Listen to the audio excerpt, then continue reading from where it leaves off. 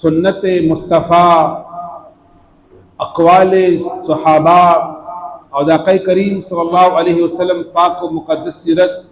زمونږ استاسو د پاره مشعل راه دی د هدایت سرچشمه ده د جون د تیرولو د پرسکونه یو ضامن دی یقیني طور باندې آقای کریم صلی الله علیه وسلم په پوره دنیا باندې د پوره انسانیت نه توري تیاری لري کی اور راګانو سره مخ کا آقای کریم صلی الله علیه وسلم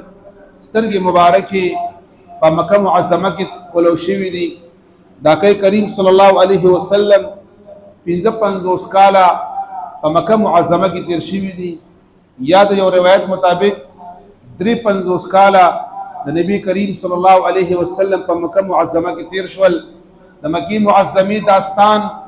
د مکی معظمی شپې ورځې د مکی معظمی تکالیف د مکی معظمی هغه دردونه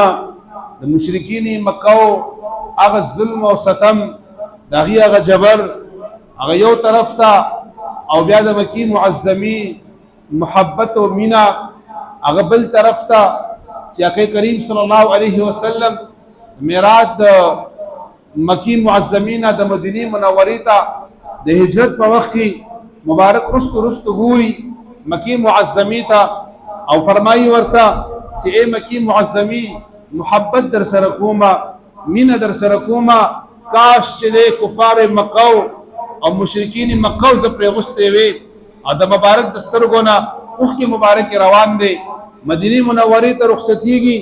د پیر مبارک ورځ دا اتم ربيع الاول دی مکی معظمی هغه د دشت بیابان د ظلم او د جبر هغه شپې ورځي چې هغه لګیا د سبا کیږي آقای کریم صلی الله علیه وسلم د 55 کاله یا د 53 کاله په عمر کې د حضرت ابوبکر صدیق رضی الله تعالی عنہ داغه په ملګرتیا په معیت کې د غلام چې عامر بن فهیر دا د حضرت ابوبکر صدیق غلام هغه سره روان شو یو عبد الله بن لیسی هغه ور سره روان شو روایت لیکلي عبد الله بن لیسی دا مشرک وو او د نبی علیہ الصلوۃ والسلام ته او حضرت ابوبکر صدیق رضی الله تعالی عنہ دي ته لار خودله دا ګیډر او ګیډنس په لا پتور باندې ور سره روانو آقای کریم صلی الله علیه وسلم په یکم ربیع الاول شریف باندې نبی علیہ الصلوۃ والسلام چې د پیر ورځ وا یا د جمعې مبارک ورځ وا د چاشت په وخت کې نبی کریم صلی الله علیه وسلم د دې مسپخین وړاندې چاشت وخت دا د مسپخین وړاندې وی د لس بجو ټیم ته چاشت ټیم ویل شي په دغه ټیم کې نبی علیہ الصلوۃ والسلام د مدینه منورې په طرف باندې آقای کریم صلی الله علیه وسلم روانګیو کا یو قول مطابق نبی علیہ الصلوۃ والسلام هم په دغه ورځ ربیع الاول شریف په 13 تاریخ باندې او د دین علاوه نور اقوال پکې موجود دي د یو قول مطابق آقای کریم صلی الله علیه وسلم د پیر په ورځ شپږم ربیع الاول باندې یا قباء شریف ته ورسید چې قباء شریف کې یو عظیم مسجد او لوی جمعات قیام فرمایلو او روایت لیکلي دي چې سلور ورځې په قباء کې نبی علیہ الصلوۃ والسلام ایثار شو بعض لیکلي دي 22 ورځې نبی کریم صلی الله علیه وسلم د قباء په مقام باندې ایثارو د جمعې مبارک منځ بعض روایتو لیکلي دي چې د قباء په مسجد کې الته کې چې کوم د مبارکو منځ چې کوم د جمعې مبارک ادا کړ او الته کې قیام او فرمایلو او دغه قران مقدس کې دغه جمعات ذکر هم شوی دی چې دا هغه مسجد دی چې دا د تقوا په بنیاد باندې نبی علیہ الصلوۃ والسلام د دې مبارک جمعات آغاز فرمایلو بیا د نبی علیہ الصلوۃ والسلام اوخه مبارک وا چې قصوا د غینوم یا د غینوم عضباو یا د غینوم هغه جدعاو دا درې نمونه د نبی علیہ الصلوۃ والسلام د اوخه مبارک او هغه اوخه مبارک باندې نبی کریم صلی الله علیه وسلم سور شو سخلق ور سره پیدل روانو سخلق ور سره سوار روانو پلار کې د نبی علیہ الصلوۃ والسلام اوخه مبارک مهار شریف هغه خلق د تعظیم د پاره د عظمت د پاره د سعادت د پاره د برکت د پاره هر سړی به مخکې کېدو چې د نبی علیہ الصلوۃ والسلام د اوخه مبارک رکاب ونیسي د هغې د اوښې مبارکې پړې ونیسي، هر یو په نمبر باندې لګیا ونیو. نو دا تعظیم دی، دا د مشرانو، دا د اسلام او د دین او د حضور علیه الصلاۃ والسلام ښودلی یو تعلیم دی چې نبی علیه الصلاۃ والسلام په ذات خود صحابه کرام رضوان الله علیهم اجمعین مبارکو څومره تعظیم، څومره قدر، څومره احترام هغوی مبارکو چې بنیاد یې ښې تاریخ ولټوه د دنیا، خو لیکن هغسې تعظیم او عظمت به پیدا نه کړي چې هغه عبدالرحمن ابن عوف چې دا مشهور سفیرو او د قیصر او د قیصرا د طرف نه چې دا هغه وخت کې داسې و لکه نن سبا چې امریکا ده سوپر پاور و او د هغې د طرف نه به سفیر ګرځېده. قیصر او قیصرا دواړو خپلو کې مشاورت وکړه. عبدالرحمن ابن عوف چې کوم د نبي علیه الصلاۃ والسلام ته راولېږلی دا د مدینې منورې خبره وه، هغې مبارک چې کوم دی نو مدینې منورې ته هجرت فرمایلی او د مدینې منوره کې د ریاست مدینې آغاز چې کوم دی نو شوی و، هغې ورته راولېږلو چې لاړ شه او هغه سره خبرې اترې وکړه چې دا کوم منهج او کوم طریقه باندې دی روان دی، دا خبره ورسره وکړه کله موږ به ورسره جنګ وکړو. چې کله عبدالرحمن ابن عوف راغی نو واپس لاړلو او د قیصر او د قیصرا بادشاهانو ته وایي چې ای د قیصر او قیصرا بادشاهانو تاسو سره لشکر شته دی، بې شکه وي به در سره، مال هم در سره شته، دولت هم در سره شته، اسپایان هم در سره شته، لښکر هم در سره شته، خو یاد ساتئ ستاسو دا لښکرې، ستاسو دا لشکرې، ستاسو دا دولت، ستاسو دا اسلحه، ستاسو دا تور او نیزې، ستاسو دا غشي، ستاسو دا اسونه د هغه بادشاه له او هغه انسان لکه فقیر انسان دی چې په ځمکه باندې ناست دي، یو رنګې خلکو سره ناست دي، هغه له شکست نشي ورکولی. وایي په څه بنیاد باندې وی هغه ورته وفرمیل عبدالرحمن ابن عوف چې په هغه وخت کې ایمان هم راوړی ولې ښکاره کړی نو ویې فرمایل چې والله العظیم ما د دنیا بادشاهان هم کتلی دي، سلطانان هم کتلی دي، دا کمانډران هم کتلی دي، جنگجو خلک هم کتلی دي، هر بادشاه ته تللی ما، خو د دغه بادشاه په دربار کې د ده جانشینان،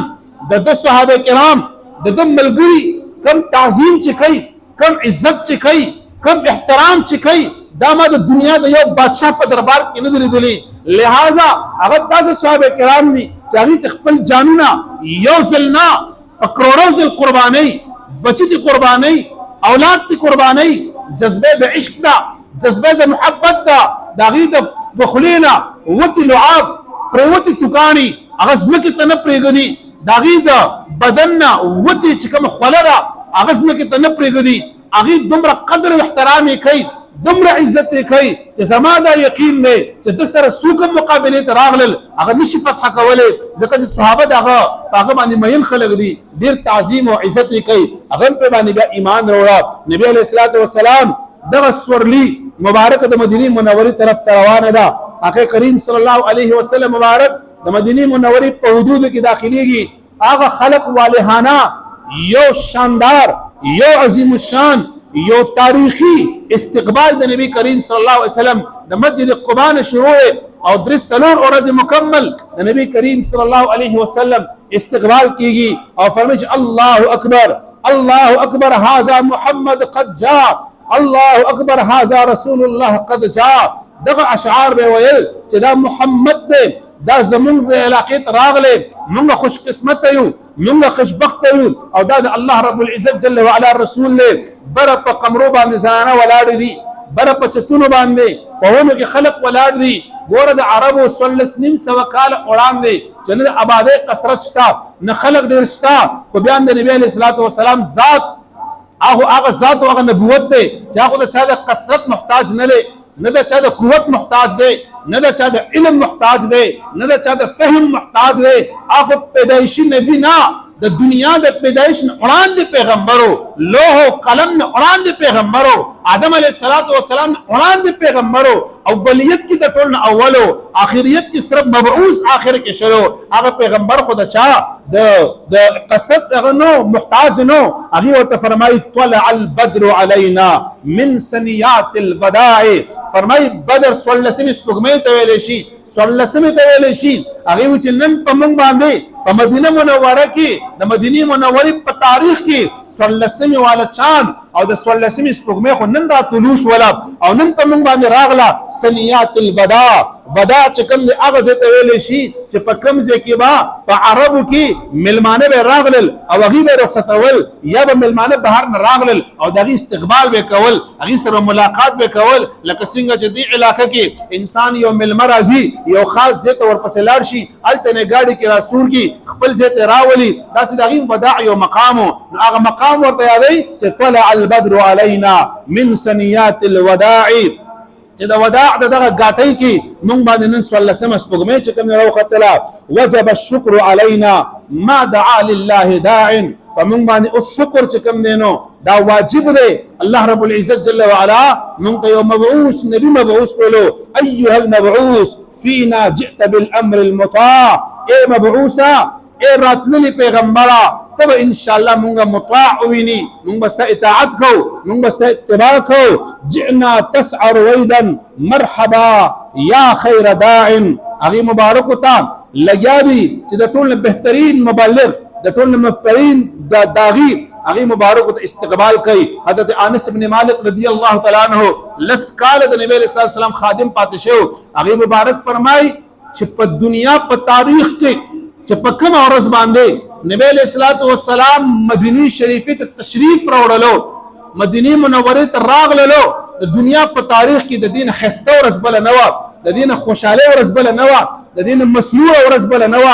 او چې کله نبی علیہ الصلوۃ والسلام د دې فانی دنیا نه سترګې پټې کې نو هغه د ټول نه سخترین ورځ داغه نه بل نه و داغه نه بل غمگین ورځ نه و داغه نه بل دردناک ورځ بل نه و د حبش او د غلامانو څومره چې وو هغه تور راغستې وي نزی راغستې وي استقبال په تور باندې تور خپل کې وهلې جنگونه کول لګیو چې کوم هغه استقبال لپاره کیږي هغه چې کوم نه کول لګیاو او نبی علیہ الصلوۃ والسلام سره د خوشاله د محبت د تعظیم د احترام هغه لګیاو د نبی علیہ الصلوۃ والسلام استقبال کولو اخی کریم صلی الله علیه وسلم د حضرت ابو ایوب انصاری رحمت رضی الله تعالی عنہ مبارک پکور کی سارشب داغي د کور دو چتو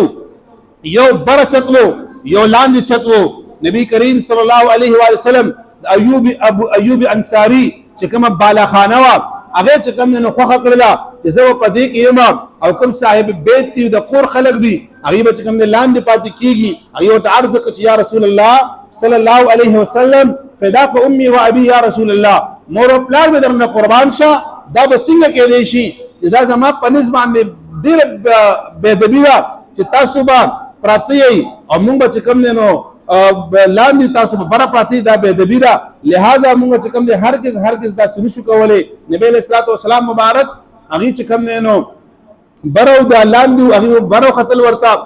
حضرت ابو ایوب انصاری رحمت الله علیه رضی الله تعالی عنہ بار بار به پیغامات لګل چې نبی علیہ الصلوۃ والسلام مبارک بر لاړ شي موږ لاندې پاتې شو ځکه چې دا ملمانه مرضی هغه سره ملاقات وکيږي نبی کریم صلی الله علیه وسلم مبارک سره حضرت ابو ایوب انصاری 22 ورځې تیر کړې وي هغه مبارک فرمایي 9 ورځې نبی علیہ الصلوۃ والسلام مبارک هغه لاندې تیر کړې وي باقي ورځې بر تیر کړې وي وې دا 9 ورځې چې کوم نبی علیہ الصلوۃ والسلام لاندې حضرت ابو ایوب انصاری او حضرت ابو ایوب انصاری کوروالا بر دیو وی مونږ خوب نو کړي مونږ بر شپې دارنګ تیراولې و یو ځل شپې او په پېښولې د دوینا چونکه هغه وخت کې داسې چتونه نو چې هغه بلانټري او بوبت نه وتلې لازمي خبره د بوبت وتلې نو چې څنګه مونږ نوبت وشوي یخنی وا او هغه چې کم صادر پزان باندې اچولو هغه صادر راواغستو او زر هغه او بچ کم نه هغه ټول او چې کی دا تعظیم به دا محبت ته دا عشق نبی صلی الله علیه وسلم ته صحابه کرامو تغیب ور سره فرمایلو او موږ هغه یخنه کې شپه همداسې تیر کړل هغه خپل صادر باندې هغه بچ کم نه موږ ټول راټول کې د دې د وجنا چې نبی کریم صلی الله علیه وسلم مبارک ته کوم تکلیف نه رسیږي او هغه مبارک چې کوم د په تکلیف کې نشي هغه کریم صلی الله علیه وسلم مبارک پور تبا د انصار د طرفنا روزانه به کوم د درو د سلور کورونو نه تلکاریان براتللې روټي براتلله نبی صلی الله علیه وسلم مبارک کور کې بچ کوم نه پرتاوا یو حضرت سعد بن عباده رضی الله تعالی عنہ مبارک چې هغه باندې محبت کولو هغه به یو ډونګه تیاروله چې هغه به یا سوري تیارېدو یا پای کې وخت تیارېدله یا پای کې نور تلکاری وا او نبی علیہ الصلوۃ والسلام هغه سره ډېر محبت کولو او چې کله هغه ډونګه راغله نو هغه کریم صلی الله علیه وسلم با چې چې کومې بیبي سره د شپې نمبر و د اشارېدو نو هغه بیبي کور ته به چې کوم دی نو ولېږله او هلته کې به نبي علیه الصلاة وسلام هغه وخوړله. حضرت سعد بن عباده رضی الله تعالی عنه مبارک ته دغه چې کوم دی نو یو عظیم الشان سعادت چې کوم دی نو حاصلو